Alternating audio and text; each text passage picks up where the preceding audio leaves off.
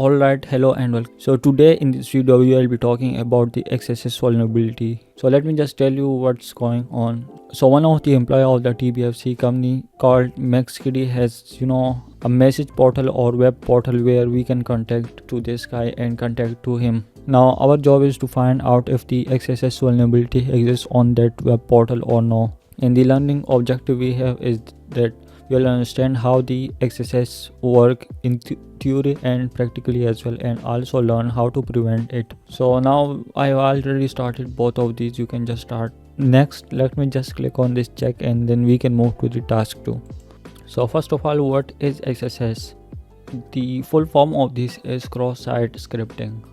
So XSS is basically a web application vulnerability that allows attacker, or in this case the evil bunnies, to inject malicious code, and it's usually the JavaScript code, and that script is entered in the input fields like search box or message form, and after that code then executed, and when the other user view the page, like in this case this portal right here, they will also see the affected page or content. This is because when the application is not properly validating the input, it just execute it. Let me give you example. Let's say a normal user will enter something like this only, right?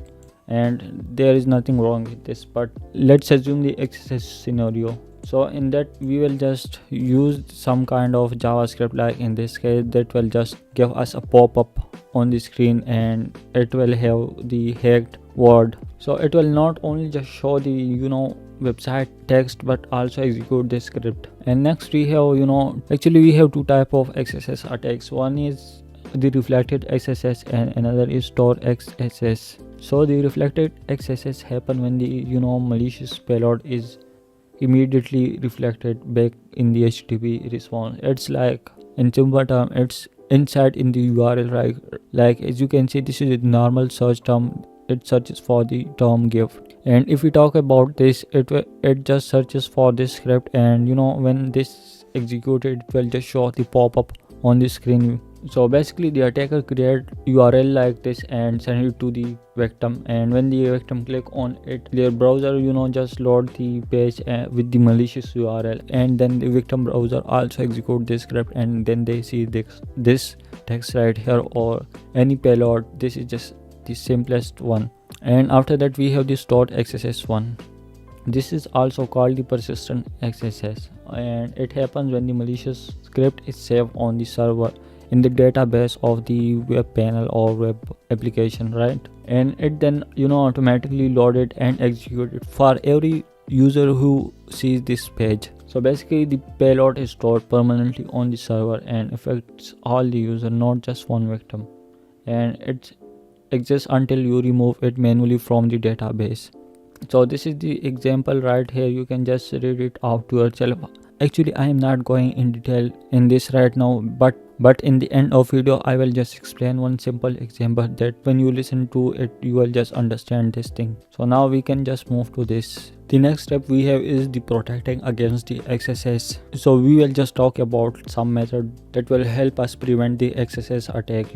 So first one we have this. So this is just basically saying that instead of executing the given query, we will just display the text as it was entered in the query. So let's say if we enter this right here in the search query, it will just display the same text without executing. And the next one we have is we will make cookies inaccessible to JavaScript. So this means that even if attacker successfully inject any XSS, they still won't be able to steal the session cookies, right? The next one we have is to sanitize the input, output and encoding. So what does this sanitizing mean over here? Sanitizing is basically removing or escaping dangerous element that could act like as executables.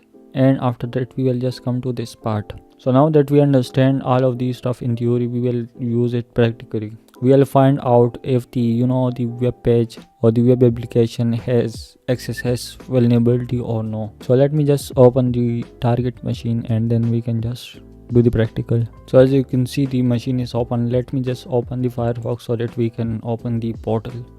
Let me also just copy the machine IP so that we can access to the portal. So looking at the portal, we can see the search bar and also a message field that will just send the message to MaxKitty. Now what we will be doing is we will try and check if the reflected XSS is present in this portal or not. So for that we will just copy this payload and paste it right here. I am just going to explain what this is. This thing just basically telling that this script is running from this place and it will end on this, and we will use the function of JavaScript alert, which will just when it's executed it will just show a pop-up on the screen. So when it's show a pop-up, it will have this text. If this gets executed, so we can then confirm that this web portal has the reflected XSS vulnerability. So let me just click on this and let's see what we get. And right here, as you can see, we got the pop-up. It says this thing. Okay, so basically the JavaScript is successfully executed and we can see the pop-up. Let's just click on this OK, and right here, as you can see, this is the log part where it shows all of the log. Let's find out what just happened. So these basically are the log of all of the action on this specific portal.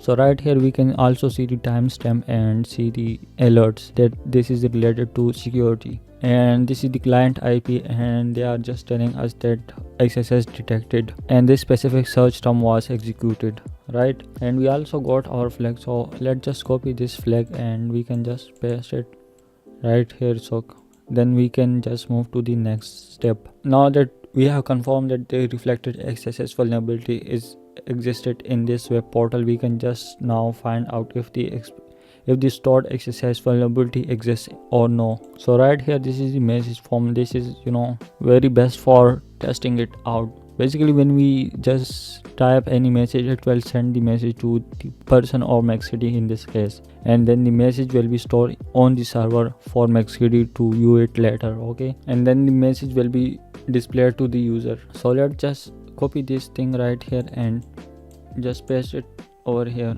and then we can click on the send message.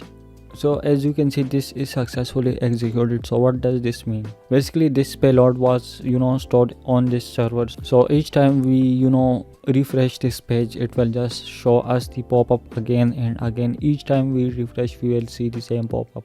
Let's just check it out. Let me click on the OK, and now we can just actually first copy this flag and then we can refresh to find out if we actually will get the pop-up or not. So let me just refresh it. You can see right here the pop-up just appeared again, and now let's check it again. Let me refresh it again. See, it just appeared again. So it means this payload is stored on the server. Let me just paste the flag over here, and then let me just give you one more example about the stored XSS, or this is also called persistent XSS. So let's say we have a blog and we have so many articles over there, and let's just also assume that each article has like a comment section below it, so user can just comment below on it. So if the stored XSS vulnerability exists on that blog, and let's say I am the attacker, I am just going to paste some comment over here right in this comment section. What will happen as soon as click on this, it will just store the comment on the, let's say all of the 10,000 users came to this. It will just use the database. It will just extract the information from the database for this specific article and also show my comment to all of them. So it means all of the 10,000 people will get the pop-up, and because of that I can just get their session cookies and stuff and steal their information, right? And if there was just the reflected XSS vulnerability existed, I will have to send the message to each of the user one by one, so it will just take me way too longer. So this is why the stored XSS or persistent XSS is way too stronger or dangerous. Let's answer this question as well so that we can complete this room. So which type of XSS attack require payload to be persisted on the backend? So we just talk about this. So this is the stored. Let me click on this, and we can now just click on this as well.